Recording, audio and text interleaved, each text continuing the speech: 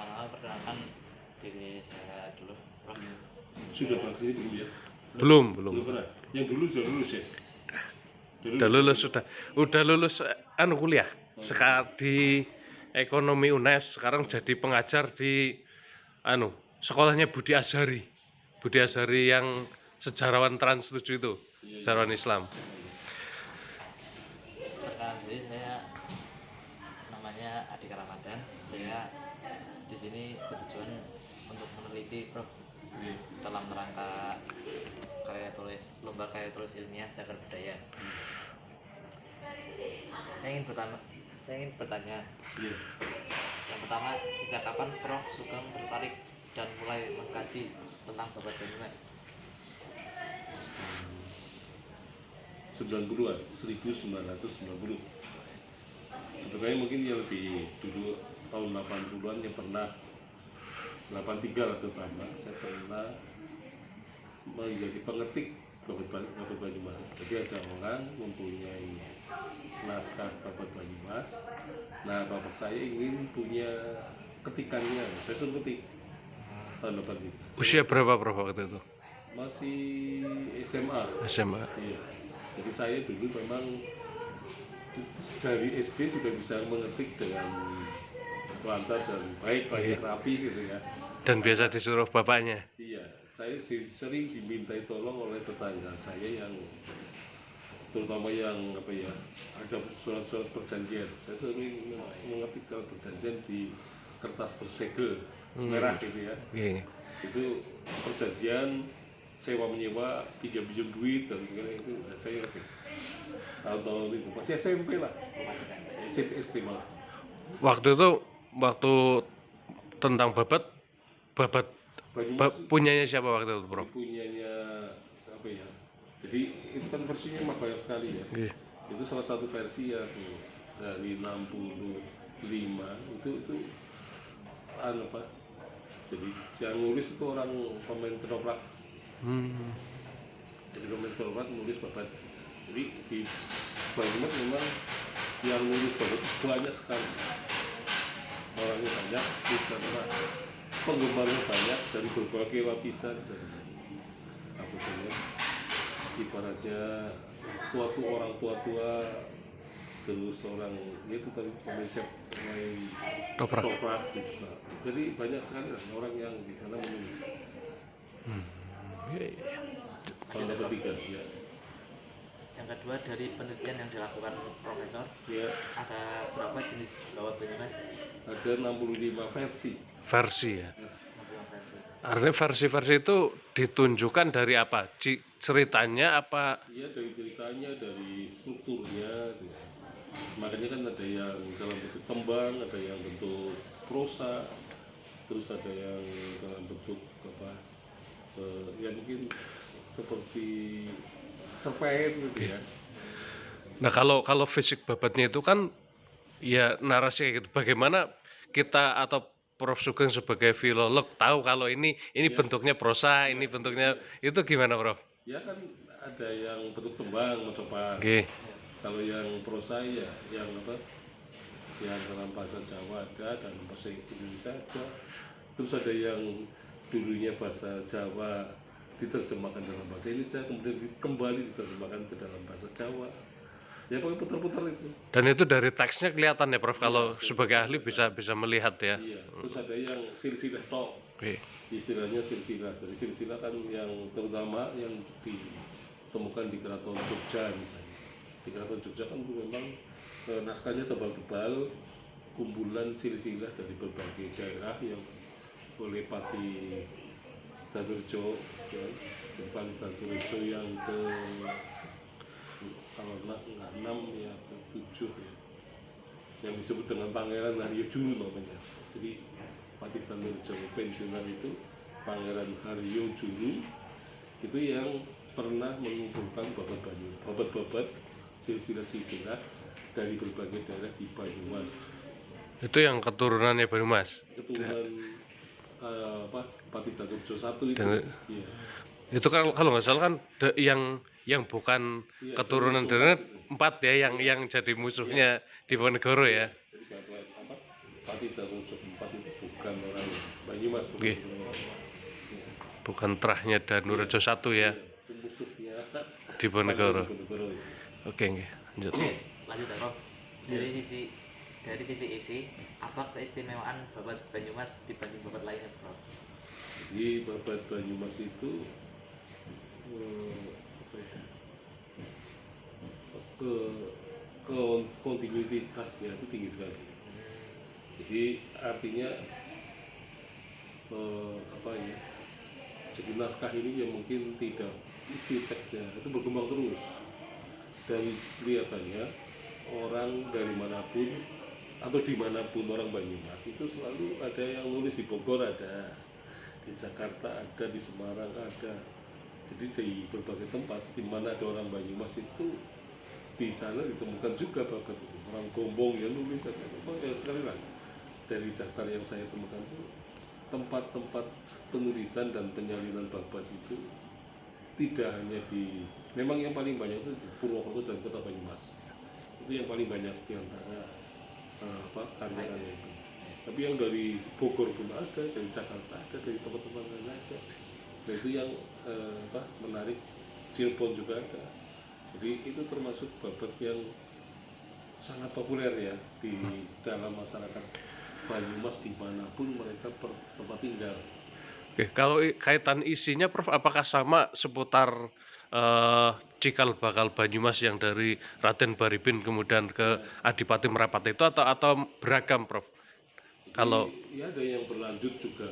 Jadi tulisannya memang ada banyak versi-versi lokalnya, jadi banyak orang yang karena ya ada yang tidak tahu tentang lokasi Kota Banyumas seperti apa ya, misalnya ya. Jadi mereka salah juga ketika menjelaskan mengenai Kota Banyumas. Dia tidak tahu bahwa di Banyumas itu ada Sungai Banyumas, gitu. Kali Banyumas gitu. Kali Purnawan itu dia nggak ngerti Sungai Banyumas, Purnawan yang Basundara baru itu ya. Jadi dia itu hanya berdasarkan penuturan arsip atau penuturan yang sebenarnya salah juga seringkali. Babatnya ada yang babat yang tidak detail gitu kan. Nah detailnya memang turun di lapangan. Saya ngerti detailnya begini toh. Artinya bisa diketahui. Jadi kalau misalnya membaca buku sejarah Kota Banyumas, nah itu baru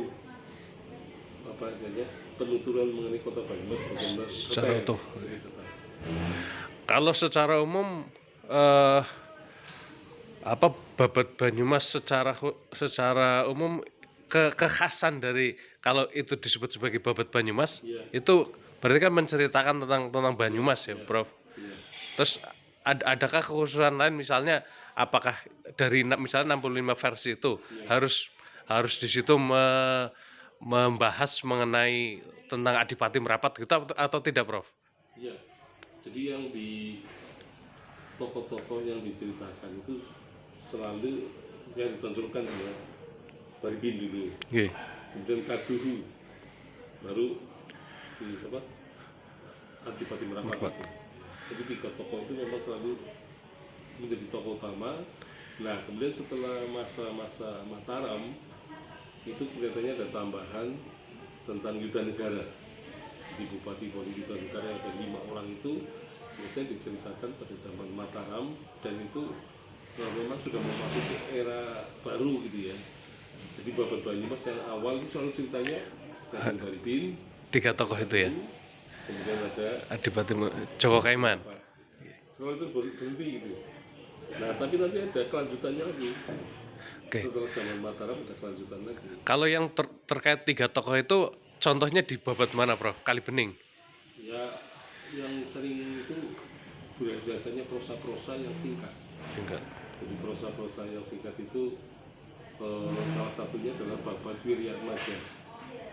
Tetapi nanti Wiryatmaja pada masanya juga dia memberikan tambahan juga, terutama dari zamannya Yuda Negara ke bawah. Tetapi memang itu singkat dan ceritanya yang Wiryatmaja itu malah bisa dikatakan babat yang saya mengatakan Pseudo babat semu ya. Babat semu. Lebih ke buku sejarah sebenarnya. Jadi sebenarnya buku sejarah itu kami tinggal baca ceritanya. Karena apa? Dia menggunakan sumber sejarah lisan. Jadi dia sampai bertanya kepada para sesepuh, ya, orang-orang tua itu. Dia rupanya banyak belajar dari orang tua. Sehingga di dalam babatnya Wiramaja itu sama sekali tidak ada cerita mitos. Legendanya juga tidak ada, mitosnya tidak ada, pada dongeng.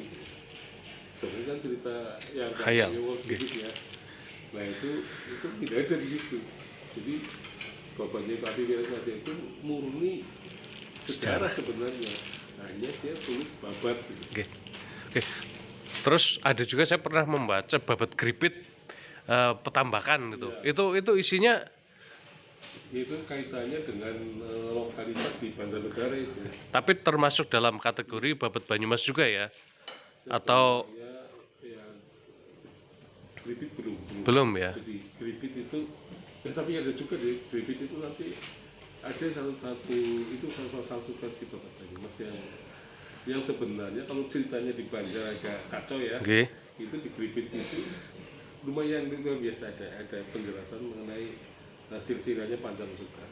Dan itu ada yang babat itu ditulis di Bogor itu, yang Gripit itu. Jadi mungkin ya orang yang di Bogor itu ada keturunan dengan orang Banjar juga gitu ya. Dan memang Banjarnegara ini termasuk penulis babatnya itu lebih intelek ya. Nah, mungkin itu keturunannya dari Dipayuda 4. Dipayuda 4 itu. Jadi keturunan Dipayuda 4 kelihatannya banyak para penulis babat dari Banjarnegara yang nanti disalin kembali ke Banyumas, kota Banyumas.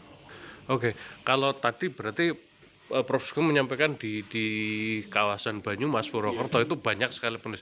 Artinya sebenarnya budaya literasi bagi masyarakat Banyumas itu cukup tinggi ya, Prof ya? Tinggi sekali. Jadi kalau kita mau melihat dari naskah-naskah yang tersimpan di Kepangeranan Banyumas itu tradisi itu Tulis. kelihatannya sangat besar karena saya pun kalau berbicara mengenai Serat Rama misalnya, di situ ada kan Serat Rama kan di rumah Kepangeranan. Nah Serat Rama itu di naskahnya kuno gitu.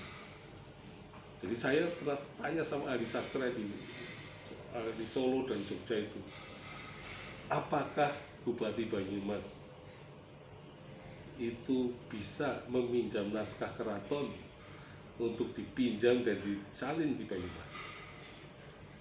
Padahal Banyumas tidak ada hubungan patron trin ya, tidak ada hubungan antara raja dan bupati karena sudah putus, karena Banyumas sudah murni dijajah Belanda. Orang mereka tidak bisa jawab itu.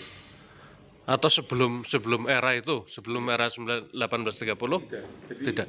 Itu orang kalau di Solo babat Serat Rama itu dianggap sebagai karangan kakeknya Rogo Warsito. Ya Satipura gitu kan. Nah ternyata kemungkinan besar jangan-jangan Bupati Banyumas yang sudah bukan lagi bagian dari keraton itu memberikan pisu-pisu kepada raja babat Serat Rama yang ditulis di Banyumas kemudian diberikan kepada raja itu memper. Jadi di Banyumas kelihatan dulu juga ada pujangga, artinya ada babat Mangkubumi bisa. Babat Mangkubumi kan di Banyumas juga ditemukan itu di rumah Kepangeranan. Tapi sampai sekarang Prof. Sugeng belum menemukan. Saya sudah fotokopi. Enggak, nama pujangga itu yang dimungkinkan waktu itu mungkin anonimus masih ya. Serat Kalibening sendiri, Prof? Kalau Serat Kalibening juga anonimus. Anonimus. Iya, tapi itu seperti kalau Serat Kalibening itu saya menduga bahwa itu catatannya jangan yang nyatet itu malah Adipati Merapat itu. Jadi Adipati Merapat kan kuburannya nggak jauh dari situ ya. Oke, Dawan itu. Kemungkinan dulu dia yang buat catatan seperti catatan harian lah sebenarnya. Nanti cerita ingatannya si Adipati Merapat itu ditulis di situ. abad ke-17 kan berarti abad ke-16 kan berarti memang zamannya itu, Zamannya beliau masih hidup ya. iya, Dan dia mengatakan kulo emutan lah, dia Nggih. rupanya mencatat dia dari sudut pandang aku. iya, kulo pakai kulo, Nggih. kula itu engket ketika nikah Nggih. gitu ya, tanggal sekian-sekian. Walaupun itu belum saya teliti lebih lanjut ya, barangkali itu mungkin dia benar-benar menuturkan ketika dia mau menikah itu ya. Tanggal sekian-sekian ada reanya itu. Dan tradisi seorang pemimpin dia juga menuliskan memoarnya itu Iya, jangan sepertinya Iya, kalau melihat bupati-bupati kemudian juga melakukan hal yang sama, iya, itu bisa jadi memang sudah mentradisi ya. iya. Jangan-jangan memang Adipati Merapat itu menulis kayak memoar tapi singkat-singkat gitu. Oke. Sama seperti Pangeran Ganda Subrata itu menulis singkat-singkat di buku hariannya yang kecil itu, dan saya baru fotokopi tahun 46-47. Jadi saya belum fotokopi dari yang awal itu ketika dia mulai menulis. Tapi saya baca-baca tahun 45 itu ada berita mengenai perang dunia kedua. Jadi dia rupa-rupanya mendengarkan radio, membaca koran pada masa itu, dan kemudian dia tulis ringkasannya di buku harian itu. Jadi Pangeran Ganda Subrata itu. Jadi saya tanya, oh ini berdasarkan pendengaran dari radio ditulis mengenai perang dunia kedua itu. Oke. Lanjut Mas, tadi Kak. Untuk pertanyaan selanjutnya, Iya. Prof, cara membaca babat kan sulit. Ya, Untuk bisa paham dan mahir membaca dan menerjemahkan babat Iya. Banyumas, berapa waktu lama latihannya, Prof?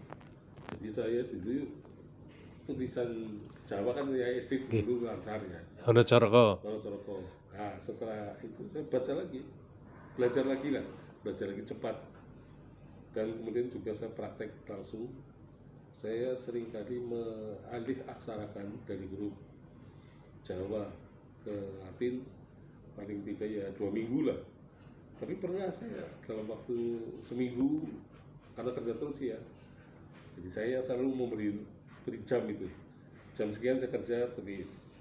Nanti saya berhenti sholat jam sekian tulis. Nanti mulai lagi jam sekian tulis. Ada lagi tuh di catatan saya tuh selalu gitu. Ada tanggal sekian saya mulai kerja jam berapa. Biasanya jam 5 gitu ya. Nanti begitu subuh ada sholat subuh saya Selesai. berhenti. Terus nanti setelah itu saya lanjutkan lagi. Itu ada catatannya. Jadi itu catatan pukul 7 berapa itu ada semua tadi di salinannya itu. Dan belajar dari mulai Hana Caraka kemudian memahami babat-babat yang pakai bahasa lebih tua itu kan sulit ya Prof. Itu gimana Prof? Prof Sugeng mengawali itu waktu itu? Ada gaya-gaya ke bahasa Kawi. Jadi ada penghalusan. Kalau yang ditulis mungkin oleh orang Banjarnegara itu bahasanya agak Banyumasi ya, kasar ya.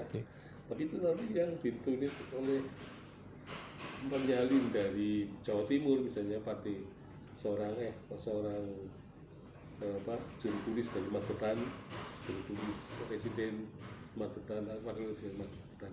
Itu nanti bahasanya halus sekali. Nah ini sebenarnya perlu diteliti lebih lanjut memang belum. Tapi versinya sama, ada versi satu, tapi yang satu halus, yang satu biasa lah. Ya bahasa pakai biasa yang orang Banyumas. Untuk pertanyaan selanjutnya, Nah, terus saya latihan yang naskah Kali Bening kan kedua. Iya. Saya membaca-baca tulisan Jawa kuno juga. Ternyata tulisan Kali Bening itu bahasa tulisannya, hurufnya itu seperti bahasa Jawa kuno, tetapi sedang menuju kepada bahasa tulisan Coroko yang baru. Jadi lagi proses itu. Di situ ada Perubahannya cukup drastis, cukup berbeda banget apa enggak Prof? Soalnya saya kan pernah menunjukkan naskah babat itu ke guru bahasa Jawa, dia sama sekali nggak bisa baca sih, ya sedikit itu perantang-perantang cuma susah sekali sepertinya. itu karena itu kan ya.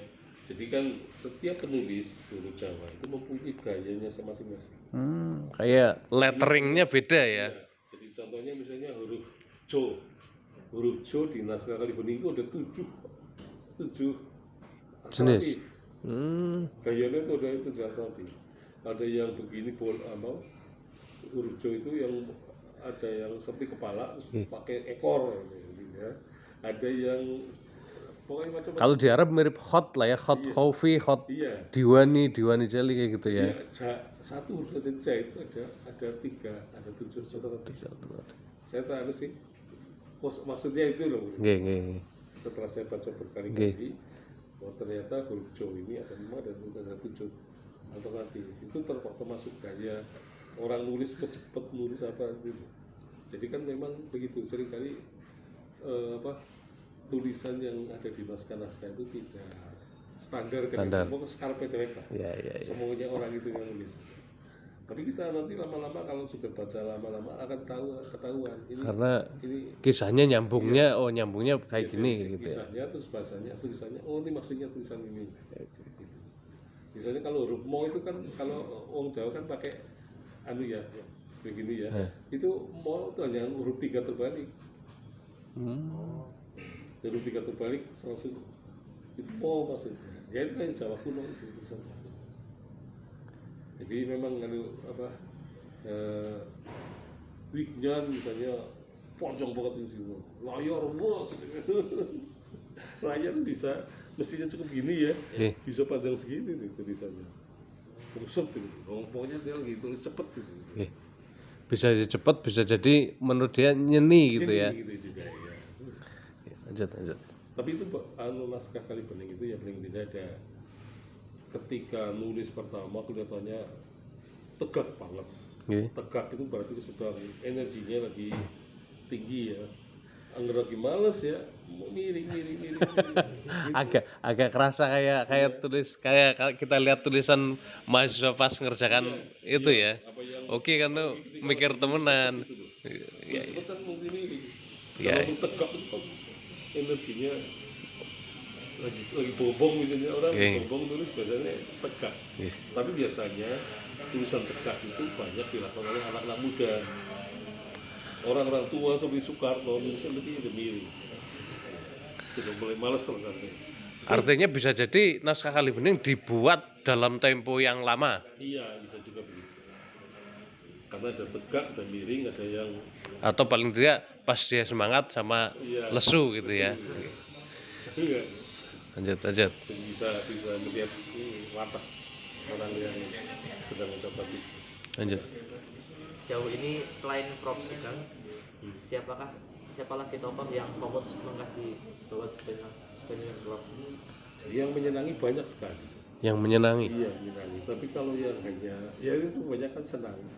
Artinya senang itu dia mampu membaca juga. Iya, mampu baca juga. Iya. Masih banyak kalau yang Ya kayak seperti mereka. Tapi mereka tidak pernah membahas apa saja isinya seperti karya peneliti ya. Senang-senang baca. termasuk menerjemahkan juga tidak. Menerjemahkan dia sudah pernah mati gitu. Kemarin ada yang menerjemahkan tapi saya belum melihat hasil terjemahannya seperti apa. Tapi saya dengar dia menerjemahkan juga. Artinya peluang Babad Banyumas ini ke depan akan tidak lestari. Iya. Artinya tidak ada lagi yang bisa membaca, menerjemahkan itu tetap ada ya Prof ya? Saya kira di mana-mana banyak sih ya, banyak. Tapi memang tidak, artinya mereka itu ya mungkin punya naskah tapi hanya naskah tertentu saja. Yang lain-lain seperti yang saya temukan di beberapa tempat yang tidak ada di mana-mana, itu mereka tidak kenal. Ya, Karena tidak ada upaya juga mungkin untuk mencari-cari begitu ya. Karena itu kan orang yang mau mencari di perpustakaan nasional kan harus punya modal. Ya. Artinya harus misalnya mikrofilm kan harus dicetak ya. Ya. Satu lembar dulu 2.000, sekarang mungkin jangan sudah 3.000. Itu kan butuh duit gitu. Ya. Dan butuh akses ke sana. Dulu saya waktu itu tahun 2009, 2008 sampai 10 itu mempunyai koneksi di sana. Tapi sudah pensiun orang itu. Saya sudah pensiun. Jadi saya bisa kirim SMS kepada dia, tolong carikan naskah judulnya ini nomor registernya ini sekian halaman, tulisan Jawa, tulisan apa, Cawan Sari. Nanti kalau ketemu dia kabarkan, oh ada mikrofilmnya. Nanti saya pesen, itu berapa halaman? Misalnya, oh itu halamannya 100. Oke, kita hitung sama dia 100 kali 2000. Rupiah.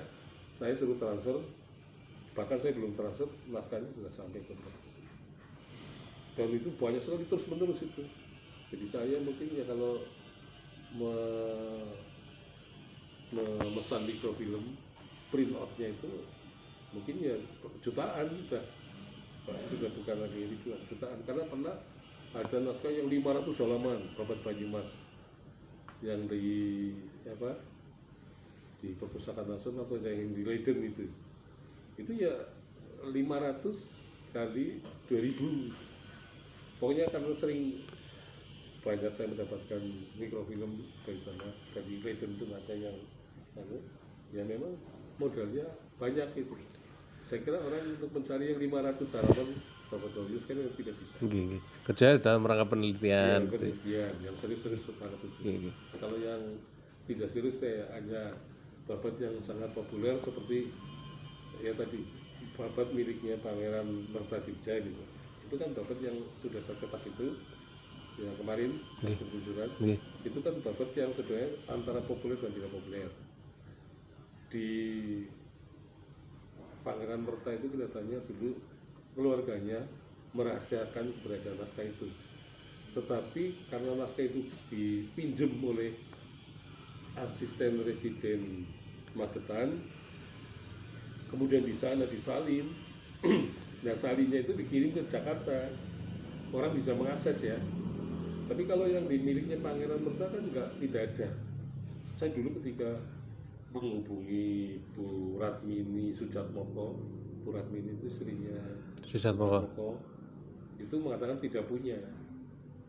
Mungkin dia juga merahasiakan. Atau tidak tahu mungkin juga tidak tahu ya. Tapi ketika saya datang ke Banyumas ketemu dengan saudaranya Ratmini, Mustafa Ganda Subrata, saya bisa meminjam naskah di situ bebas. Saya sebenarnya ingin mau minjam naskah semuanya tadi. Tapi rupa-rupanya Tuhan berkehendak lain karena Pak Mustafa itu kemudian wafat. Jadi mungkin karena sakit pernafasan, mungkin juga jantung gitu ya, beliau meninggal. Saya sampai menyesal juga karena saya tidak belum cepat ya. Sampai saya inginnya semua naskah kan saya kopi. Saya baru dapat serat Rama, Babat Mangkubumi, Babat Banyumas, terus babatnya siapa? Ya sudah banyak juga sih, ada 10. Tapi masih ada banyak lagi. Di rumahnya saya kemarin dapat kabar bahwa sudah dikirim ke Jakarta. Ke Perpusnas. Ya mungkin di UI jangan-jangan. Tapi kemungkinan apakah itu buku koleksinya Ganda Subrata, Sudirman, Mr. Sudirman, karena di rumah itu juga ada buku-buku ilmu hukum 1 lemari penuh gitu saya tahu. Itu kan warisannya Sudirman, Sudarman dan Sujarman apa ya? 3 orang anak kepangeranan itu kan ada yang kuliah ke Leiden Belanda itu yang belajar ilmu hukum, itu bukunya memang di situ banyak sekali buku hukum 1 lemari penuh. Kembali lagi naskah-naskahnya Pak masih banyak juga. Artinya khasanah pernaskahan Babat Banyumas sebenarnya sangat melimpah dan banyak. Sangat melimpah. Di situ juga ternyata ada beberapa babat yang selama ini orang tidak tahu gitu ya. Nah saya bisa pinjam, sudah saya fotokopi, sudah saya aliaksarakan. Jadi begitu saya dapat naskah Jawa, pasti saya aliaksarakan. Walaupun tebalnya segini bisa seminggu selesai. Karena sudah sangat terbiasa ya. Saya pakai itu terus. Jadi saya pernah ada 5 naskah mungkin halaman sampai 5.000, itu mungkin hanya sebulan selesai. Dan itu semua akan diterbitkan atau akan disimpan saja? Ya itu akan ditemukan sedikit-sedikit. Ya Sedikit-sedikit. kalau ada sponsor cepat gitu. Saya maunya begitu sih sebenarnya. Jadi ini saya sudah siap misalnya 2 naskah dari Pak Buwon Oke. dari Purwokerto ya. Itu ada 2 versi. Tapi yang nulis 1 orang. Di Banyumas sih juga tidak ada. Di Purwokerto tidak ada. Tapi di perpustakaan nasional ada. Jadi sudah saya terjemahkan, sudah saya reksanakan, terjemahkan, sudah saya bahas. Pokoknya saya terbit ini tahun 2024 lah. Nanti nunggu ini kampus. Tapi kalau mau terbit banyak ya mencari sponsor program susah. Lanjut. Karena orang sepertinya lebih senang ke politik daripada manusia kayak gini, kebudayaan. Ngapain gitu ya? Aku pengen jadi bupati kok, pengen jadi gubernur, pengen jadi presiden ya duitnya habis ke situ. Lanjut Mas. Untuk yang pertanyaan selanjutnya, seberapa besar peluang Babat Banyumas menjadi memory of world mengacu pada Babat Diponegoro, misalnya yang sudah menjadi memory of world? Iya, sebenarnya mempunyai apa ya? Karena kekayaannya begitu hebat, keragamannya juga itu. Nah ini sebenarnya apa? Ya memang harus ada orang-orang yang harus bisa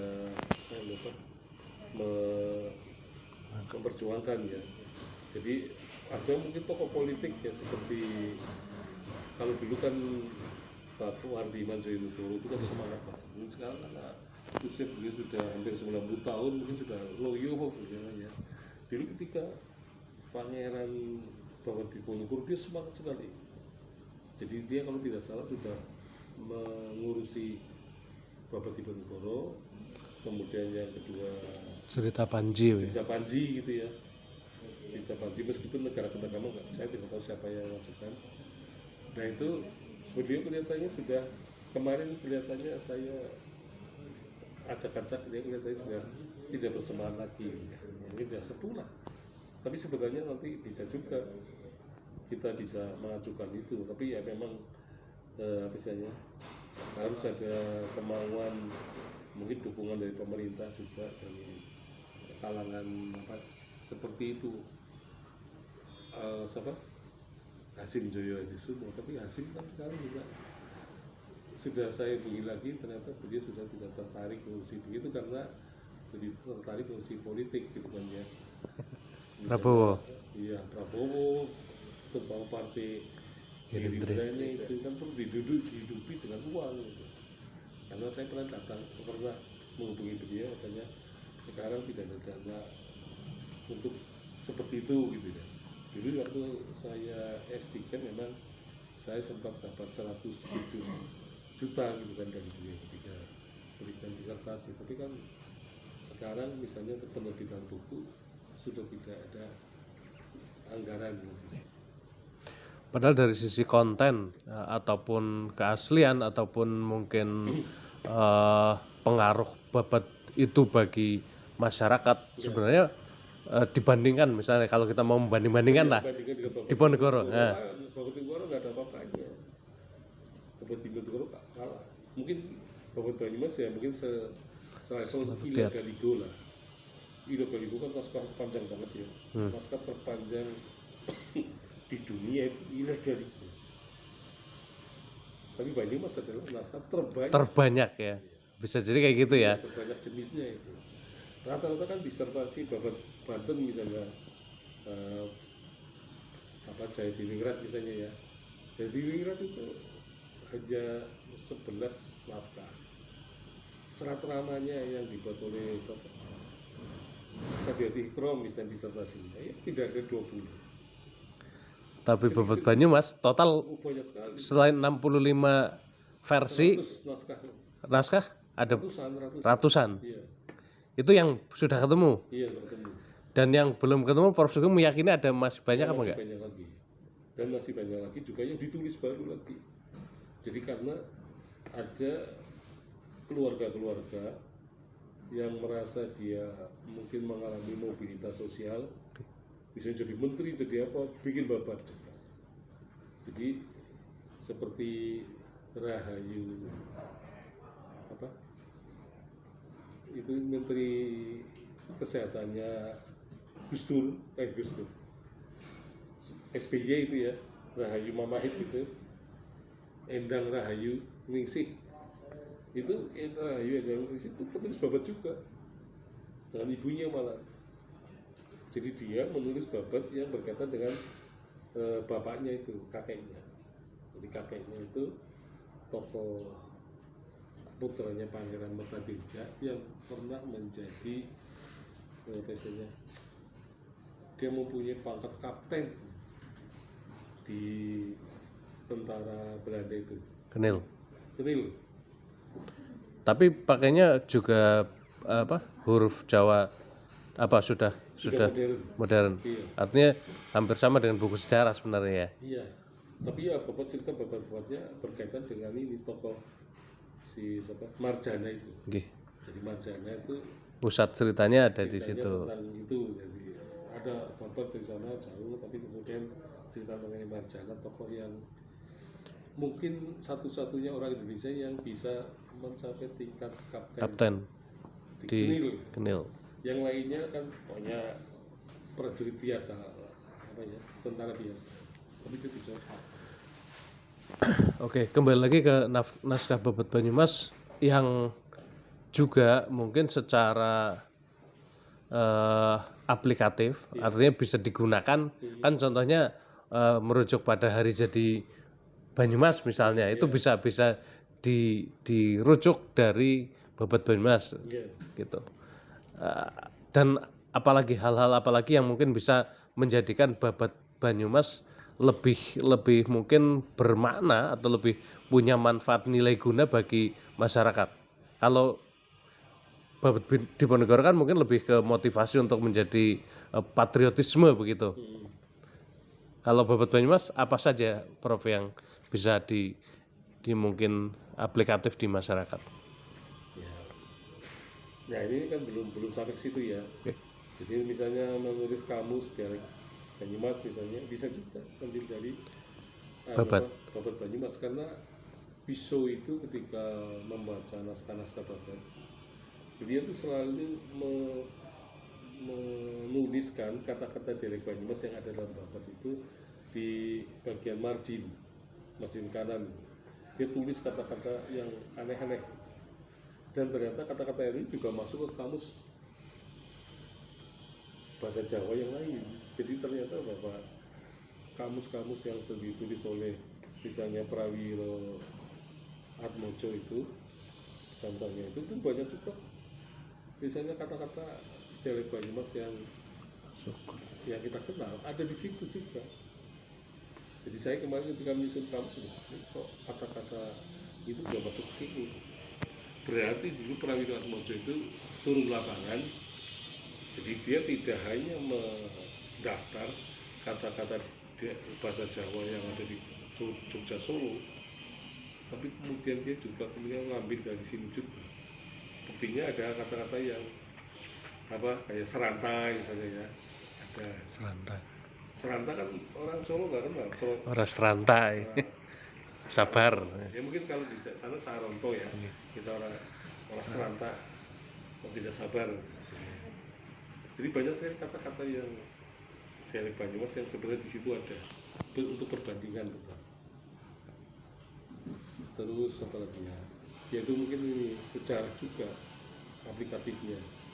Sejarah lokal memang tidak harus ditulis dalam bentuk konvensional, tetapi kita bisa menulis sejarah intelektual misalnya.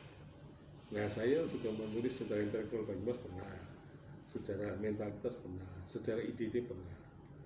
Jadi kita bisa nanti mengambil sejarah kebudayaan dalam bentuk pikiran.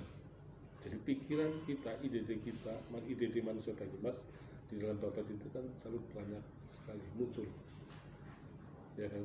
Nah itu bisa diangkat sebenarnya. Jadi nanti kita tidak harus menulis sejarah tahun berapa, siapa, di mana, tidak, tapi pikirannya yang dianalisis. Jadi nanti mungkin ke arah filosofis malah bukunya. Yang itu tidak bisa atau tidak banyak ditemukan di babat-babat lain. Iya, mungkin nanti bisa ditulis buku filsafat Banyumas dari Bapak Banyumas. Gitu kan? Bisa banyak semua hal yang, karena filologi itu memberikan bahan-bahan yang cukup besar untuk sejarawan, untuk sastrawan, untuk pengkaji kebudayaan, macam-macam. Jadi babat itu isinya memang bukan untuk menceritakan sejarah konvensional, kapan eksak gitu ya. Maka babat itu nggak bisa eksak, tetapi untuk menceritakan hal-hal yang berkaitan dengan cita-cita, harapan, tujuan hidup, gaya hidup, itu ada di situ. Yang terakhir, Prof, Iya. apa saja ke depan yang harus dilakukan untuk melestarikan keberadaan babat Banyumas? Ya, Babat Banyumas kan karena tadi ya naskahnya ratusan. Ya, jadi memang mungkin yang pertama-tama perlu ada semacam pembuatan katalog, ya, katalog, karena itu akan menolong para peneliti babat yang akan datang. Dan itu belum ada, Prof. Belum ada katalog babat Banyumas khusus. Khusus babat. Kalau yang banyak misalnya di Keraton Jogja atau Solo atau di Perpusnas, Di katalog-katalog itu memang sudah disusun di Museum Nasional, Perpustakaan Nasional, Oke. ya.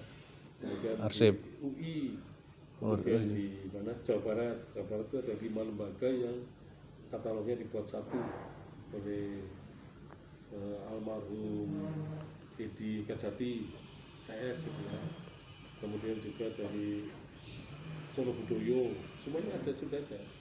Tapi itu kan terpisah-pisah. Nah, yang penemuan dari lokal Banyumas itu belum pernah ditulis anunya apa, katalognya. Jadi kalau mau udah katalog di yang lain-lain dari Leiden juga ada katalognya, ada, itu semuanya ada di sana. Tapi yang di sini belum dibuat katalog. Dan kalau perlu malah dibikin katalog menyeluruh, yang di Leiden, yang di UI, yang di Perpustakaan Nasional, Solo Budoyo, kemudian di Mangkunegaran ya, Pakualaman. Jadi sebenarnya tuh babat-babat itu sering kali ya, keraton minjemi ke Pakualaman, minjem ke sana, sisa lagi. Jadi bisa juga dulu begitu. Terus dulu yang namanya pisau, orang Belanda itu sering kali pinjem naskah-naskah dari keraton sama dia di aliasarakan, diketik ulang, tetapi nanti yang dikirim biasanya Museum Nasional. Itu kemudian dulu belum ada Perpustakaan Nasional ya, Museum Nasional, Arsip Nasional. kemudian arsip, Enggak. arsip tidak ada kaitannya.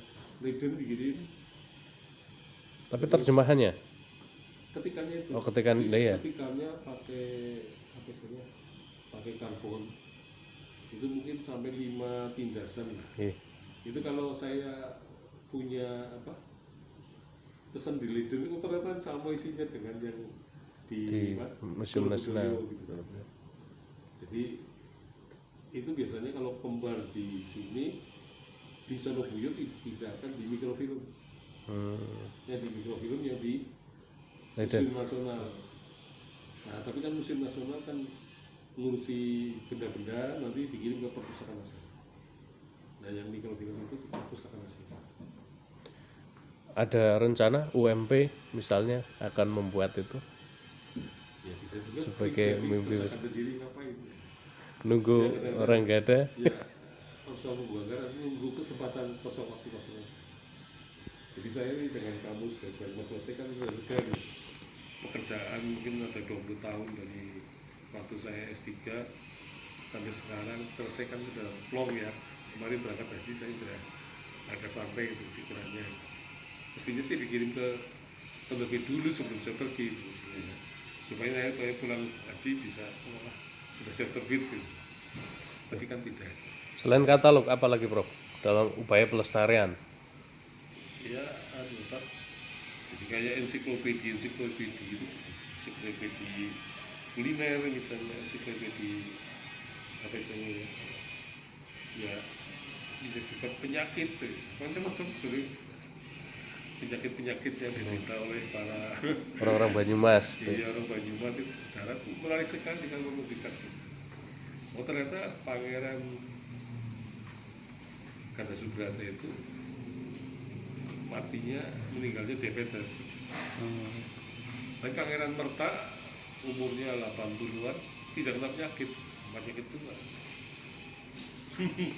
Jadi ada kemungkinan Pangeran Merta itu jangan-jangan orang daerahnya Austroasiatik, orang dari Yunan itu orang Yunan, tetapi nanti istrinya mungkin salah satunya, nanti anaknya kan Pangeran Ganda Subrata itu kan. Nah Pangeran Ganda Subrata ibunya mungkin orang Austronesia Yang akan cenderung mudah kena diabetes. diabetes mellitus. Jadi orang Austronesia itu peluang kena penyakit diabetes tinggi, 100%. Orang kena diabetes itu orang Austronesia. Indonesia. Tapi Pangeran Merta Dirja yang tua itu lebih tua lagi tidak kena penyakit itu kan berarti terahnya beda. Terus pelatihan-pelatihan terhadap kemampuan membaca ataupun menerjemahkan. Nah itu perlu, saya juga sudah menyusun tapi belum saya terbitkan. Jadi ada itu yang naskah Kalibeni itu kan ada huruf Jawa abad ke-16. Yeah.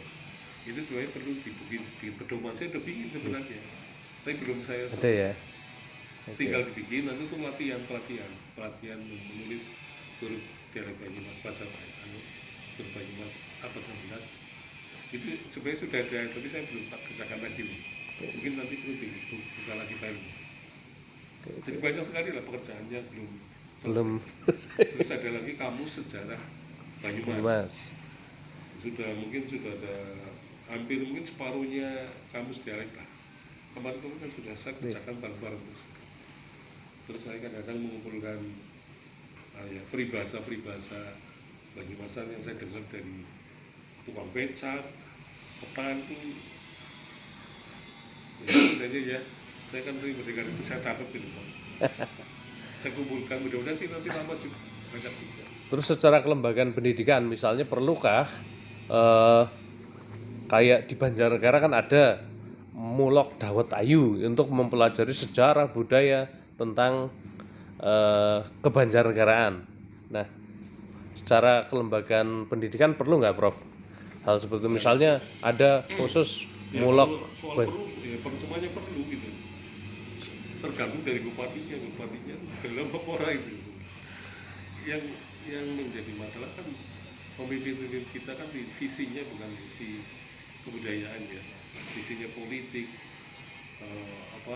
Bagaimana berkuasa kembali? jadi bupati ingin jadi gubernur, ingin naik lagi, pikirannya kan begitu terus. Seperti siapa? Ganjar yang ini di presiden, orang bakal mikir kebudayaan gitu ya, seperti itu. Jarang lah. Dan harapannya ke depan memang perlu ya, Prof, Perlu kalau agar ya, ini tetap mulok-mulok lestari ya. Itu mulok-mulok yang disusun kan memang bukan orang Banyumasan sih. Di Banyumas kayak apa? Misalnya mendoan saja kan filosofinya ya keliru. Mendoan kan sebenarnya mendoan selalu ada kaitannya dengan keripik tempe. Jadi sebenarnya orang Banyumas kan eman-eman membuang mendoan sing payu gitu. Goreng maning. Nah dulu mengapa kok keripik tempe atos? Nah karena dulu dipakai ini tepung beras kan tebel. Yeah. Makanya dulu pokoknya atas batang ya itu karena tepung beras. Nah sekarang tepung berasnya kan encer untuk bikin keripik tempe supaya tidak keras gitu ya. Itu Iya itu apa? Dulu tuh tempenya tempe hitam. Sekarang tempenya tempe dari apa? Dari kedelai Amerika gitu. Itu kan putih kuning ya. kuning. Dulu itu. Artinya falsafah bahwa masyarakat Banyumas tidak menghambur-hamburkan makanan itu juga muncul dari misalnya kemunculan Ya, geduk goreng gitu kan. Goreng kemudian ini apa? Yang bener-bener apa namanya? Nopia. bukan tapi kalau Kebumen gede-gede. Lanting. Lanting itu kan geduk bau, geduk mambu di geduk layu ya, Oke. diurut-urut diputer-puter goreng. Jadi itu apa istilahnya pengawetan makanan. Artinya kearifan yang seperti itu harusnya bisa Diirit-irit lah ya, itu kan termasuk pongkrek, dage gitu.